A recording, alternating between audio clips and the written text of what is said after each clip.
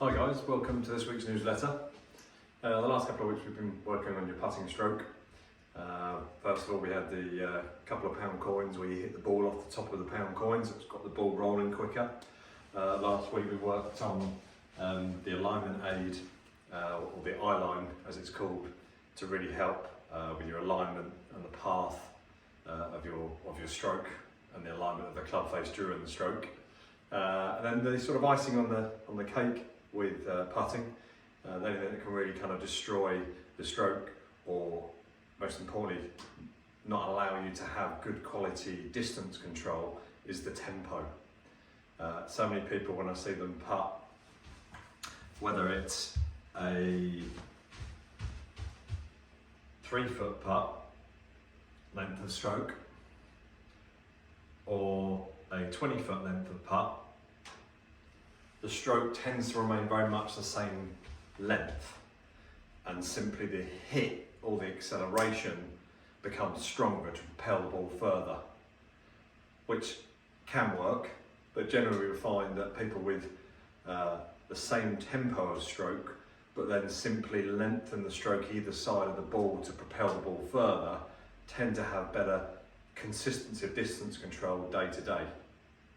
So simple drills that you can do that I've got on the floor here with 3 balls. Obviously you can do it for longer, my room doesn't allow that, but roughly 2, 3, 4, 5 feet apart each time, maybe 4 or 5 balls working away from the hole, maybe up to 20, 25 feet, and then working on the shorter one and then gradually working away from the hole, really concentrating on keeping the tempo of the stroke the same, and then simply lengthening the stroke either side of the ball to give the ball the correct distance.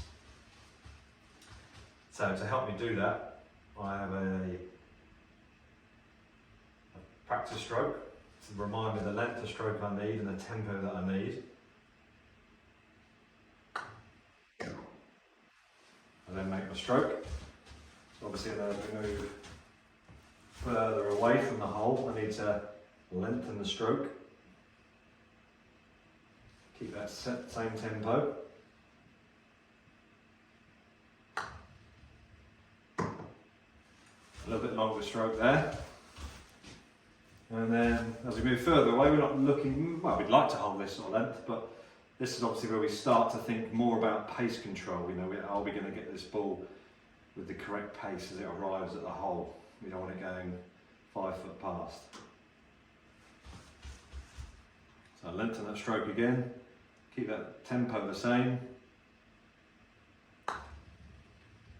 And in she goes. Well, that was fortunate for the video. That was my first take as well, so I'll take that. But no, in all seriousness, hopefully as I made those strokes, you could clearly see the length of the stroke as I moved further away from the ball got longer, but the tempo of the stroke, the energy going into the stroke or into the back of the ball was only caused by lengthening the stroke. There was no extra hit to hit the ball further. And you can see from that, every time the ball went in the back of the hole, it arrived into the middle of the hole, maybe just about hitting the back edge of the hole as it fell into it. Wasn't going careering into it, or wasn't just falling in the front edge. I was calibrating my distance quite nicely on those 3. So maybe give that a go. Making sure your tempo stays the same, whether it's 3-foot putt or a 40-foot putt, but making sure the length of the stroke either the side of the ball gets longer, which will help you gauge how far your ball is going to go more often. If you're changing from course to course, obviously the green pace might change, so that's the best time to get on the golf course, also on the putting green, and make sure that you recalibrate that length of stroke for the distance it's going to go. Okay, give it a go. If you put those 3 putting skills together now, making sure it rolls better, making sure you're aligning better, and making sure your tempo and your acceleration and length of stroke is better, we've tackled every area that can cause you any confusion or problems in your putting.